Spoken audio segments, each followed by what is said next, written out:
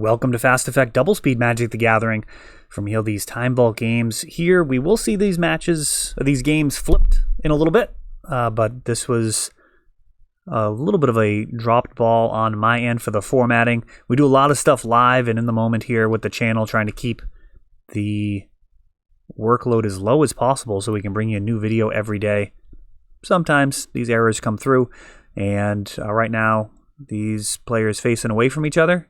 A Noble Hierarch for Tyler, a solid start for Maverick once upon a time, getting the ball rolling as well.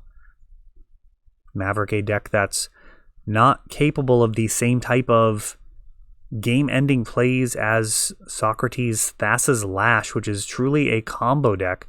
Maverick's going to be... really, it's an aggro deck. It's got some prison elements. It's got it's got Thalia. It has Wasteland, along with Knight of the Reliquary to really go after some mana bases. But in many games, this basic island mana base is going to be very strong. And there we have that Knight of the Reliquary. That's a card that's incredibly strong versus Sneak and Show as well, as it can tutor up Karakas. But that is not going to really help out here. A basic swamp along with the basic island. It's just going to keep this mana base totally in the clear, and not a lot of spells need to be cast from Thassa's Lash in order to actually win the game. Unlike many combo decks, Thalia's not really going to be an MVP here compared to when we're talking about things like Storm or even some of the lines of Sneak and Show. If Sneak and Show is in a situation where they need to win by playing multiple spells, they can actually falter with a Thalia out. That can be the difference between winning and losing. Now, given enough time, they can get around it, but you don't always have the time. That's the idea behind running an aggro deck, trying to get your opponent out of there.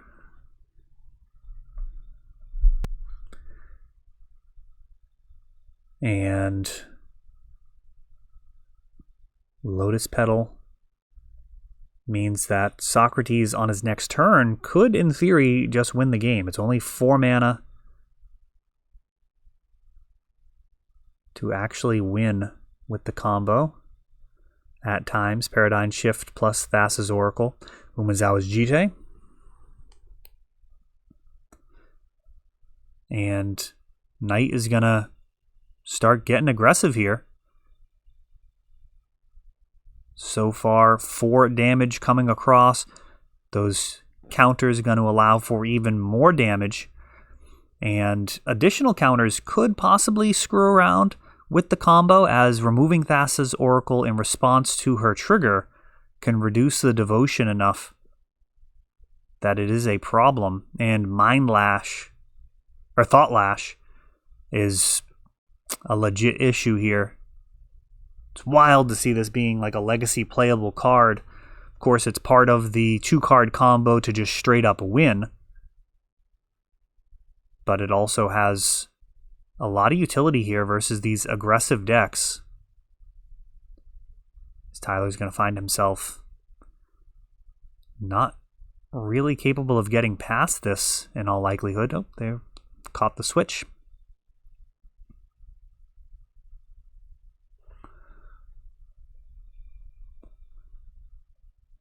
Checking the exile pile.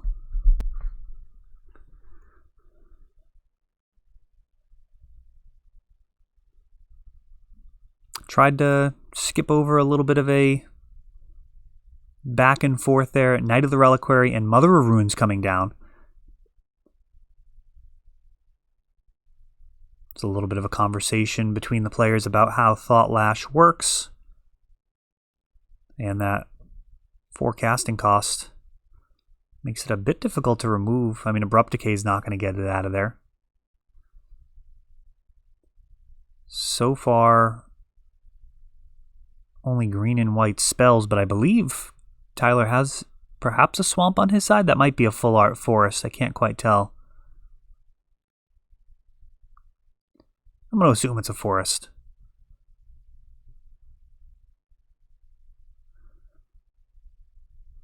And these Knight of the Reliquaries, pretty beefy.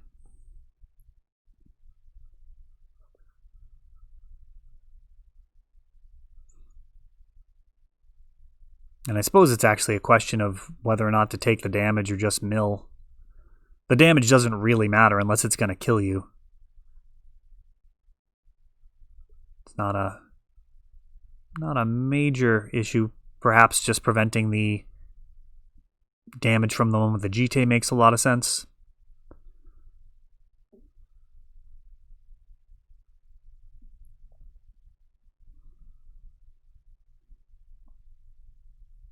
The counters is an issue. Oh, and here's Limdul's Vault, and this is going to be a wrap. One of my favorite cards in the format, given that it's just really underplayed relative to the power level. Limdul's Vault is in some ways a Vamp Tutor that costs a little more. It's tough to quantify exactly how good it is. There's not a card that's exactly like it. You're going to get the best card that you need on top of your library, but there are also plenty of times where you can get a Brainstorm plus other cards underneath that you need. So you can actually pull together all sorts of combos with this card. Of course, it is card disadvantage. You're going down a card, but I mean, the card has to have some type of drawback. Here we have an Inquisition snagging that Knight of the Reliquary, showing that the path is clear, and now Thassa's Oracle coming down and getting rid of that remaining library with Thought Lash to take that game from Tyler. He had plenty of damage on board, but Thought Lash is a lot to get past when you're trying to win on the aggro plan. All right, so game 2 leading out with Once Upon a Time again for Tyler. Finding, I believe, a Savannah? And a Hex Drinker, which is a resilient threat. Not really what you need in this matchup per se, but he does need to apply pressure. Gonna need to get Socrates out of here as soon as possible with as much disruption to slow Socrates down as possible. It's going to be a real issue if he can't get some type of hate bears down. And well, we have a Thalia. Best case scenario for Tyler will be if Socrates needs his cantrips to continue digging. He's already fired off a Preordain. Now he fetches again.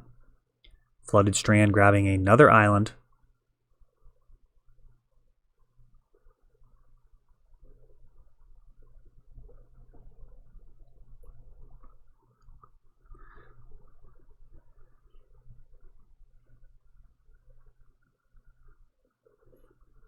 And surprisingly passing the turn. I'm a little surprised by that. I would have expected a main phase cantrip. We've got Thalia and Hex Drinker turning sideways. And during the end step, brainstorming.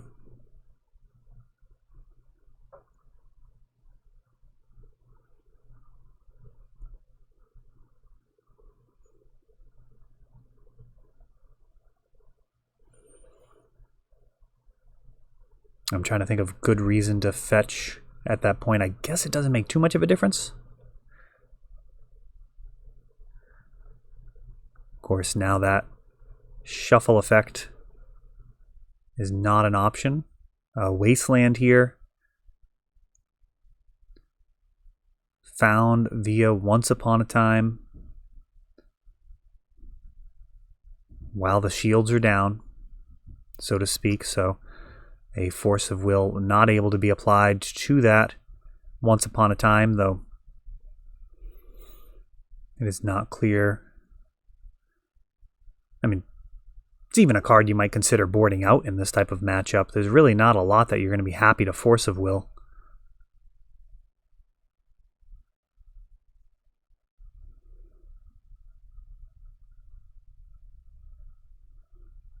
Maverick is just trying to bleed out the opponent before they win. Slow them down as best you can. A lot of DNA shared with Death and Taxes. This Wasteland targeting the Underground Sea.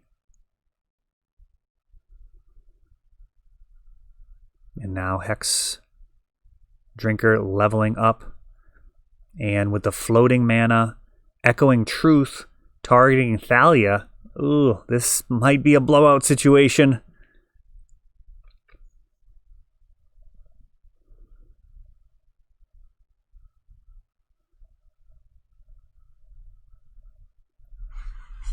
Socrates' life total dwindling, but he can win off of 4 mana potentially. That's not entirely true. I guess Paradigm Shift would still have plenty of cards left in the graveyard. We got 6 cards in the library.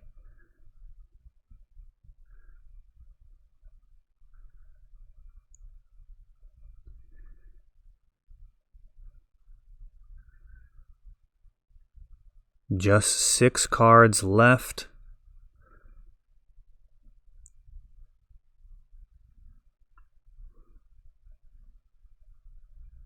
Boy, I'm trying to think of how he wins from here. It's got to be the Jace Planeswalker. And Questing Beast coming down. Force of Will stops the Questing Beast. Hex Drinker is going to hit 3 life. Oh, and that Thalia. A Thalia would have been just as lethal.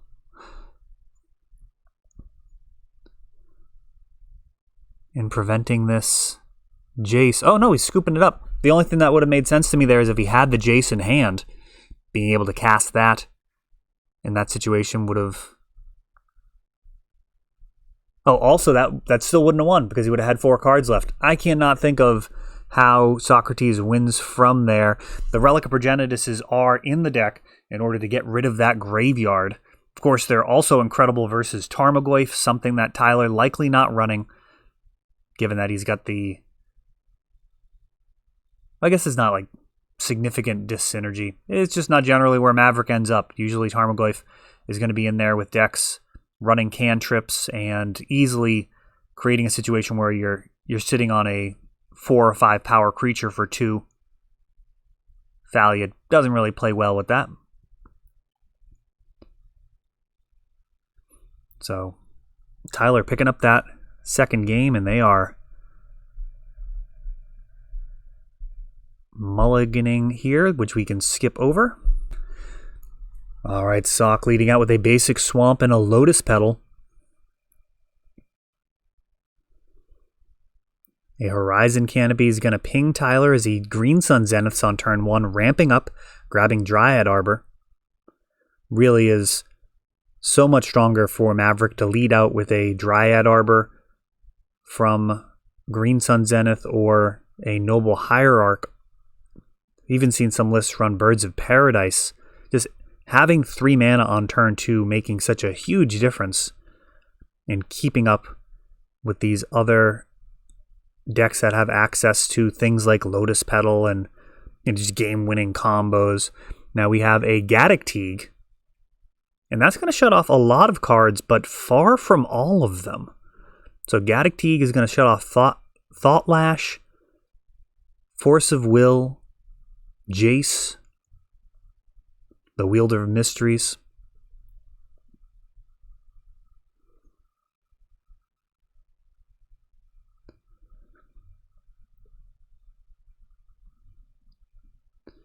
And now cracking Lotus Petal, 3 mana for a Skeletal Scrying. X equals 2. Another way of getting cards out of the graveyard to be able to win with Paradigm Shift.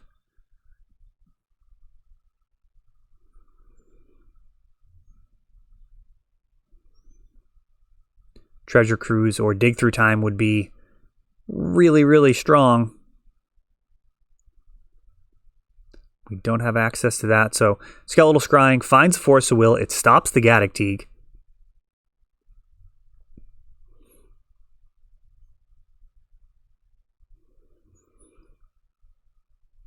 And It looks like Thalia's Lieutenant. I don't think that is, though. It's got to be a Stoneforge Mystic. He's picking up his library, so it's got to be a different art Stoneforge Mystic. Perhaps the GP promo. Preordain.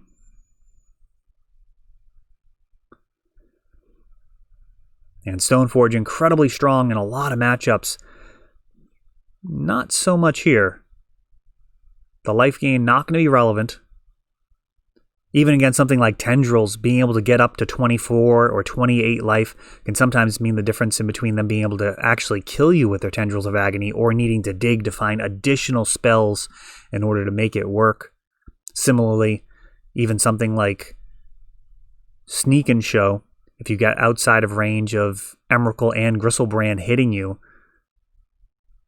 that can make a difference in terms of getting one-shotted.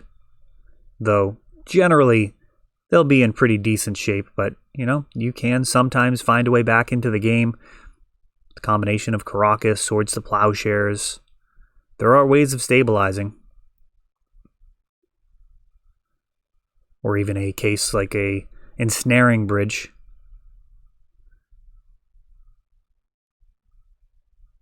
They can bounce it and hit you once, but if that doesn't kill you, that could be a problem.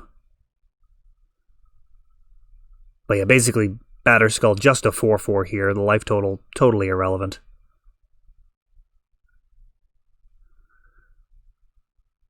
And Thought Lash.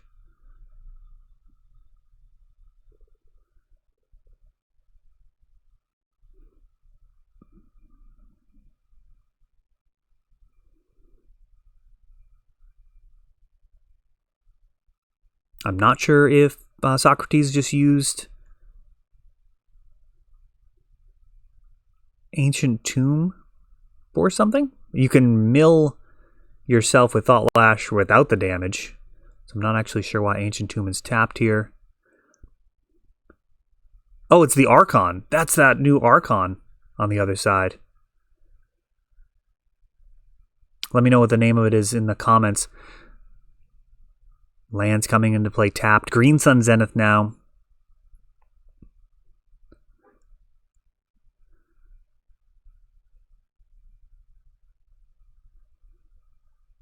We'll see what Tyler gets. Now we saw Gaddock Teague hit earlier. It looks like he's doing a Zenith for 2. I don't know if he's going to have multiple Gaddock Teagues in there. It looks like he's not seeing what he's looking for, perhaps thinking that it was still in the deck.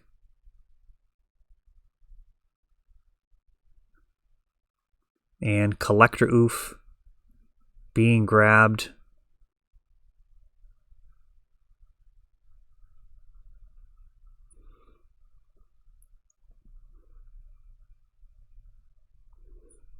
So Collector Oof in play. I didn't actually follow that. I'm not sure if they addressed a sideboarding issue there, ultimately not mattering as Socrates has the Thassa's Oracle ready to go, and Collector Oof more of a just a display of what could have possibly been helpful, as Thassa's Oracle proves to be an incredibly powerful win condition here in Legacy.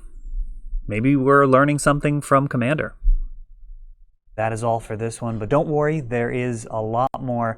You can check out our older videos, and we're always putting out new videos from ELD's Time Vault Games in Bellingham, Massachusetts. If you want to help the channel, of course, you can like, subscribe, share, tap that notification bell so you can know the next time our new videos come out.